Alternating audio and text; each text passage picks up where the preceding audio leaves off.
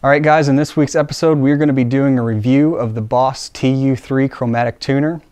We also have a viewer question in which we're going to show you the difference between polar patterns inside different microphones. And finally we're going to take you inside of Reaper and show you the basic MIDI functions. That's all coming up on episode number 82 of Limitless Studios TV.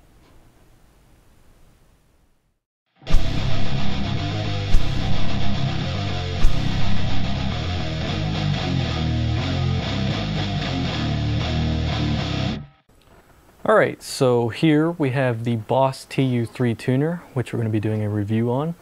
And we're going to do this like all of our other reviews. We're going to state the features and the pros first, and then we'll move on to the cons. The first thing is, this is a plus or minus 1 cent accuracy tuner. And that is very accurate for a non-strobe tuner such as this one. The build quality on this thing is very good. And with this tuner you have two different types of display modes. You have the standard scent view, which is like your normal guitar tuner, they're handheld ones.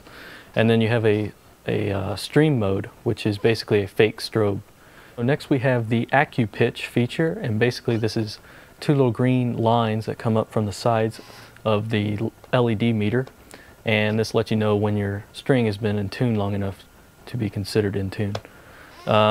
Next, this tuner adds a high brightness feature, which is good if you are playing outside in a stage or something in the bright sun where you can't see the LED on the tuner. You can hold down the stream and scent button, and you hold that for a few seconds and it'll turn on automatically the high brightness mode.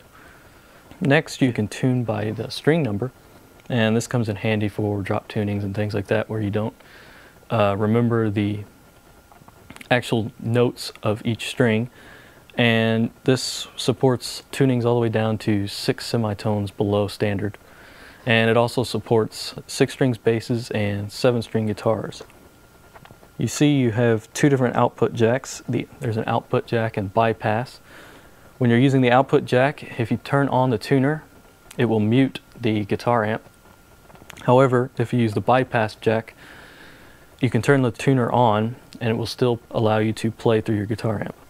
And also a feature which you can use these two jacks for is you can use it as a guitar splinter, and you can send these, as long as the tuner is off, you can send your one guitar input to 2 different amplifiers, which is very nice for blending speakers or cabinets or things like that. And finally, with the Boss power adapter and daisy chain, you can use this pedal to power 6 additional Boss pedals. So that comes in very handy if you have a large pedal board full of Boss pedals. Alright, so now on to the cons of this guitar tuner. And the only one I really have is the fact that it's not a true bypass pedal. And honestly, for me, that really doesn't make a difference. If you have a large pedal board, you might be able to tell the difference between true bypass and non-true bypass. However, in my testing, I did not notice a difference.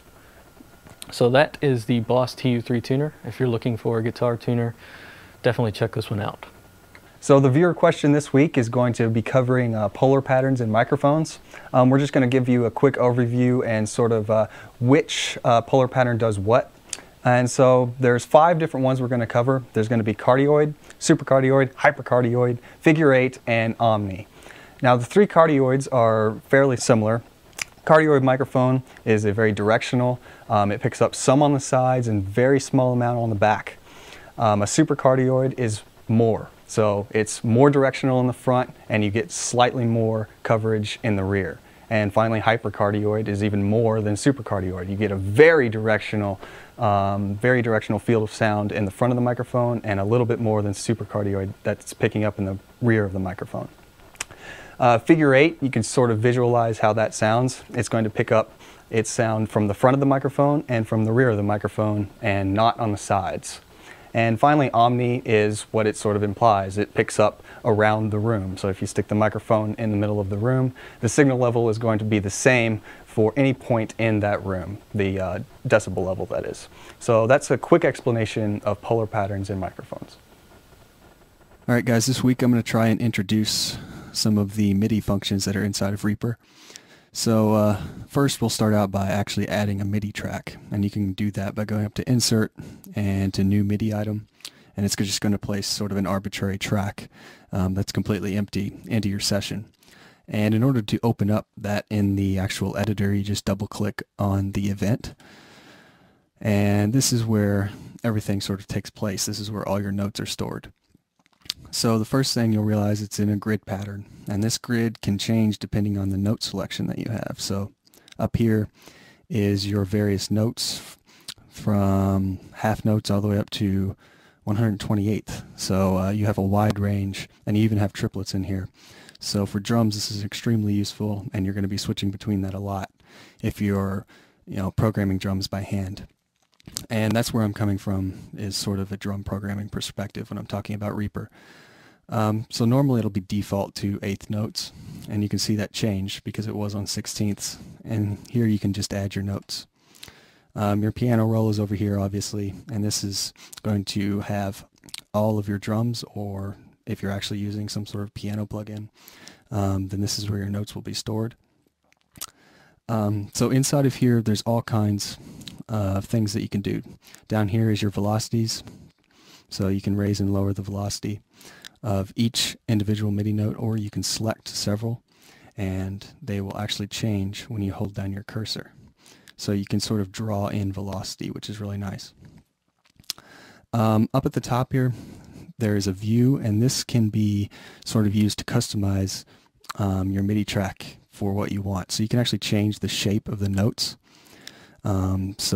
Or you can have these. So you can actually do some pretty cool stuff. I generally leave it just regular. Over here is this single click to insert, which sometimes I like to have on. And it allows you to just click once to insert or delete a note.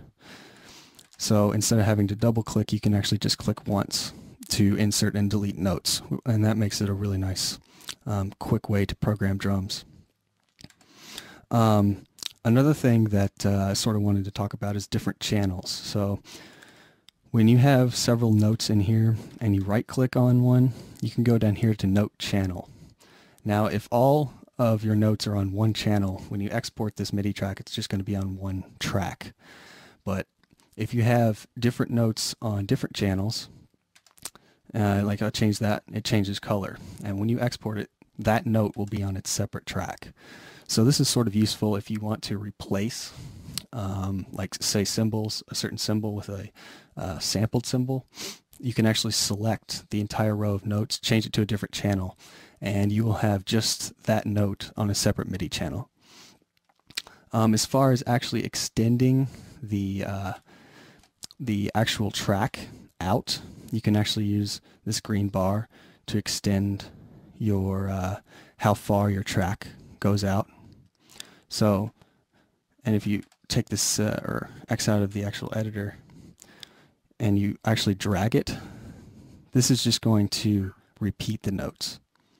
So you're not going to actually want to repeat the notes. You actually want to drag out the end of the event in order to make the track actually longer, to where you can put different notes in. Let's see, is there anything else that I really wanted to talk about? Those are the main functions that inside, well, sort of the Reaper editor. The new Reaper actually has several more features that hopefully I'll get to, but I haven't been able to actually download the new one for some reason. It's not been working. Oh, actually, one more thing. We're going to go over quantizing and humanizing. So humanizing is really cool. When you go into here, I'm just going to select all notes and watch the actual notes. They begin to spread apart. Now that actually gives some randomness to the MIDI, so it's not all on the grid and sounds sort of like a machine gun. So that's a way to actually make your playing or your programming sound a little bit more real, to say.